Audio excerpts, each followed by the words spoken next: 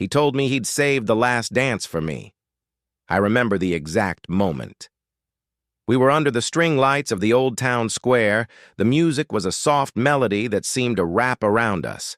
His eyes, they held this sincerity, this promise that felt as solid as the cobblestones beneath our feet.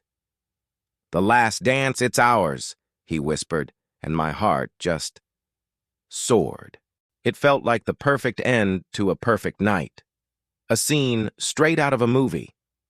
I spent the rest of the evening in a daydream, replaying that moment, picking out the song I hoped they would play. For hours, I watched him from a distance, mingling, laughing with his friends. I wasn't worried. That promise was my anchor. Every time our eyes met across the crowded square, he'd give me that small, secret smile, a little nod that said, "I haven't forgotten." And I'd smile back, feeling that flutter of anticipation, that certainty that our moment was coming. The band played song after song. People paired off, swayed together, and then parted. And I waited. I was patient. Because promises like that, they're meant to be kept, right? But then, the night started to wind down. The crowd thinned, and the music softened, shifting to the slow, romantic tunes that signal the end of the evening. This was it. The air grew thick with a finality, a sense of now or never. I straightened my dress, my heart starting to pound a little faster. I scanned the remaining faces, looking for him, ready for him to walk over and take my hand. But he wasn't looking at me anymore. His back was turned. He was standing with her, a girl from our old high school I barely knew.